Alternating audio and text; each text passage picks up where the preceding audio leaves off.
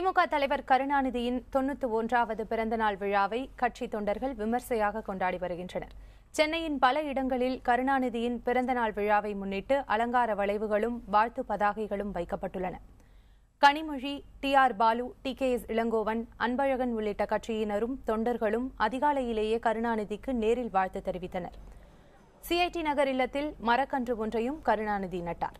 இதன் பின்னர் அவர் கோபாலபுரம் இல்லத்திற்கு புறப்பட்டுச் சென்றார். பிறந்த நாளை முன்னிட்டு மெரினா கடற்கரையில் உள்ள அண்ணா சமாதிக்கு சென்ற கருணாநிதி அங்கு மரியாதை செலுத்தினார்.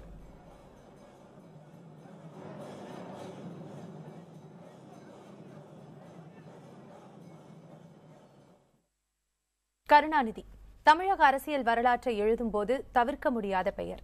பெயர் மட்டுமல்ல, இவரின் செயல்பாடுகளும் சாதனைகளும் அரசியலில் அடியெடுத்து வைப்பவர்களுக்கு இன்றளவும் ஏதோ ஒரு வகையில் பாடமாகவே இருக்கிறது. கருணாநிதியின் வாழ்க்கை வரலாற்றை ஒரு முறை திரும்பி பார்ப்போம். முத்தமிழ் அறிஞர், தமிழின தலைவர் என்று தனது ஆதரவாளர்களால் அன்போடு அழைக்கப்படும் முத்துவேல் கருணாநிதியின் இயற்பெயர் தட்சிணாமூர்த்தி. இவர் நாகப்பட்டினம் மாவட்டம் திருவாரூருக்கு அருகிலுள்ள திருக்குவளையில் முத்துவேலர் அஞ்சுகம் அம்மையாருக்கு ஜூன் 3ஆம் தேதி 1924ஆம் ஆண்டு மகனாக பிறந்தார். இளம் வயதிலேயே தம்மை சமூக இயக்கங்களில் இணைத்துக் கொண்ட கருணாநிதி நீதிக் கட்சியில் இணைந்து அரசியல் ஆர்வத்தை வெளிப்படுத்தினார். இந்தி எதிர்ப்பு போராட்டத்திலும் தீவிரம் காட்டினார். தமிழ்நாட்டில் திராவிட இயக்க மாணவர் அணியை முதலாக தொடங்கியவரும் இவர்தான். தாம் போட்டியிட்ட அனைத்து தேர்தல்களிலும் வெற்றி பெற்ற பெருமைக்குரியவர் கருணாநிதி. 1957ஆம் ஆண்டு குளித்தலை தொகுதியில் போட்டியிட்டு வென்று முதன்முறையாக சட்டமன்றத்தில் அடி எடுத்து வைத்தார். அப்போதிருந்து இன்று வரை சட்டமன்ற உறுப்பினராக நீடிக்கிறார்.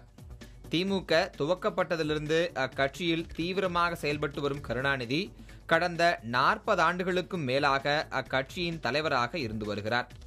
இது மட்டுமல்லாது தமிழகத்தின் முதலமைச்சர் பதவியை 5 முறை அலங்கரித்தவர். அண்ணா மறைவுக்கு பின்னர் 1969இல் முதல் முறையாக முதலமைச்சரானார். அப்பதவியில் 1971ஆம் ஆண்டு வரை நீடித்தார். தொடர்ந்து 1971 முதல் 76 வரை 2வது முறையும், 89 முதல் 91 வரை 3வது முறையும், 96 முதல் 2001 வரை 4வது முறையும், 2006 முதல் 2011 வரை 5வது முறையும் தமிழக முதலமைச்சராக அவர் பதவி வகித்தார். கருணாநிதி கட்சியின் தலைமை பதவியில் இருந்தபோது திமுக 2 முறை பெரும் பிளவுகளை சந்தித்தது.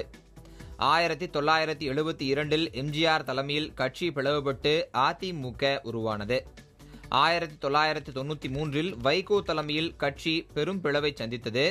இந்த 2 பிளவுகளையும் மீறியும் கட்சி பலவீனமடையாமல் காப்பாற்றி மீண்டும் மீண்டும் ஆட்சி பொறுப்புக்கு கொண்டு வந்த பெருமை கருணாநிதியே சாரும்.